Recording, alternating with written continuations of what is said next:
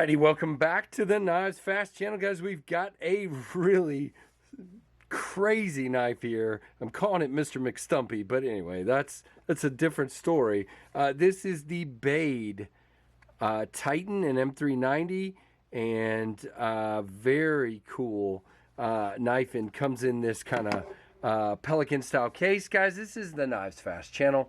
Welcome, and definitely make sure you hit that like, that comment, leave a comment.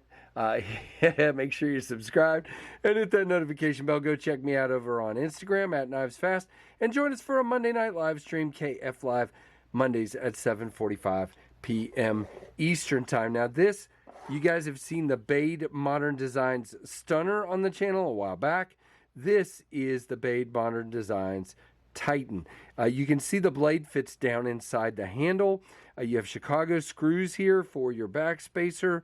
I'm going to read these from White Mountain Knives, and I am not completely sure what that back spacer material is. I think it might just be, I don't think it's Damascus. I think it's like, an anodized titanium. Let's see what it says here. Blue crystal titanium. Okay, so there's a blue version, a purple version, and a bronzed version, but they all have this kind of stonewashed titanium finish. Flat scales, guys, with chamfering top and bottom. Very tall. How tall is it, you ask? Okay, well, I don't know, so we're going to find out together. At the thickest point, it is right at 1 1/4, which, if it wasn't a small knife, isn't that much different than, let's say, the Jetstream. At the thickest point, I believe the Jetstream, it's not 1 1/4. It's more like, 1 1/8 or something like that. But you can see it's, that'll just give you kind of a look at what it is. Now, there you can see the crystallized blue titanium pivot collars. You can see that on the back spacer with a big old lanyard pin there. They have a really different clip, guys. Look at the shape. There's so many angles and shapes on that clip. Good retention, but I will tell you, the ramp is very low. I had a very hard time getting it in the pocket. Comes out fine. If you had jeans, you might have some trouble with that clip. It is very, very short. You got about that much sticking out of the pocket. No way to reverse it. You got a flipper tab and thumb studs. The easiest way to deploy this knife is the flipper tab. And guys, the detent is great. Look at that, and then listen to this. Yeah, really nice. Now, thumb stud wise, it's just a little harder for me. And the reason is you're kind of gripping onto the clip and trying to stay off of the frame lock here, and you just kind of don't have as good a control on it. But if you kind of get and put the fat of your finger on that corner of the thumb stud and you're holding on like this, it works okay. I just prefer the flipper on this one. Now, this is an intriguing knife, to say the least. By the way, decent access to the lock bar. You do have a chamfer and a pass-through, and it moves very easily. You've got triple relief there, and it just works really nicely. Now, you do have a steel lock bar insert there that works really well. You're locked up only at about 15, but it's locked up well. No lock rock, no blade play, and we are centered and almost all the way out to the end. Again, detent is fantastic. Now, grip wise, back here, I only get about 2.5 fingers. See how that one's kind of dangling there? But choked up, I get a full 4-finger grip. I have plenty of room in that finger choil to where I'm not on the corner of the blade. I'm way out here, guys, and it is a crowned spine, which is epic. Now you have this crazy satin thing of a compound grind going on here.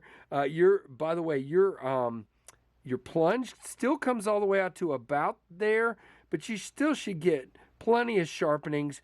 It shouldn't be a problem, I would think. Now you have a diagonal grind going on here on the flat of the tip here, And then on back here, you have a hollow going on with vertical.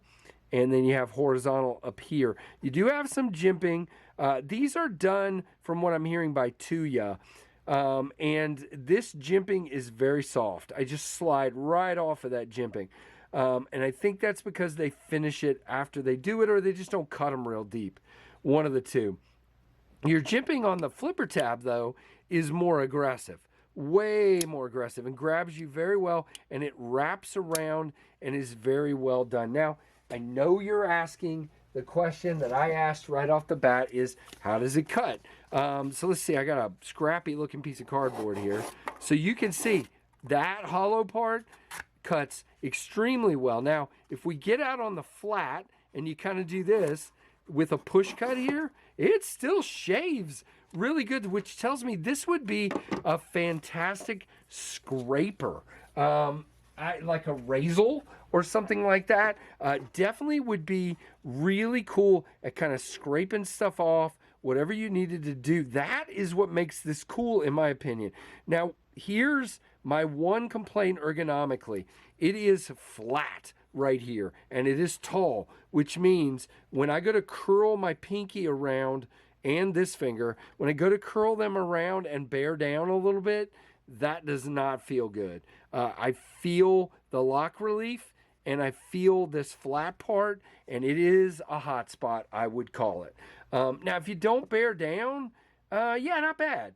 But if you're bearing down to cut, like I was doing on the cardboard a minute ago, you definitely feel it. Now, let's just do our size comparisons. They're going to be really odd here, but so here is the Ontario Rat 2, which lengthwise is way bigger. Now, this is a small blade too, just so you know.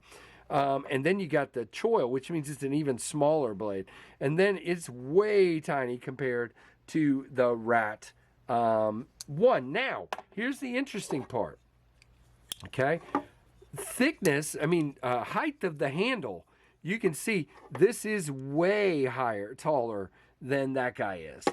And it is quite, which the Rat 1 has never been known as a thin knife. It's a little bit thicker than the Rat 1 and has less chamfering. So that is very interesting. Okay, see, that was one of those times where I struggled to thumb open it because I had pressure on the lock bar. Now, there are 3 versions available at White Mountain Knives. White Mountain Knives means you can use code KNIVESFAST and get 10% off.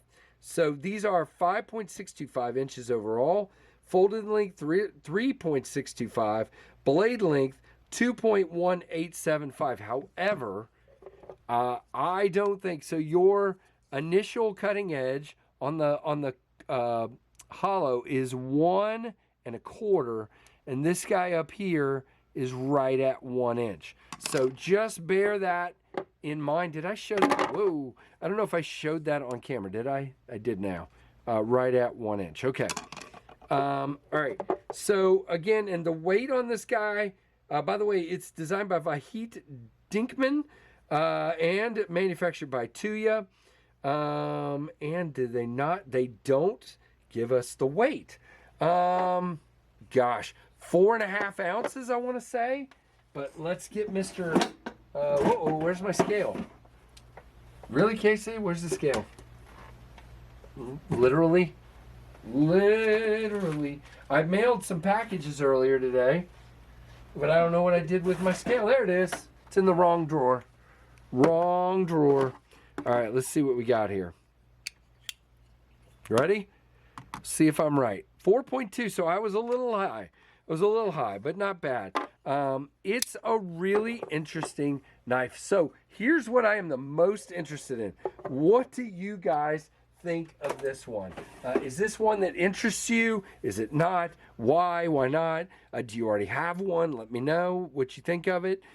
Guys, and give me a comment and a like, please. And definitely make sure you have subscribed and hit that notification bell.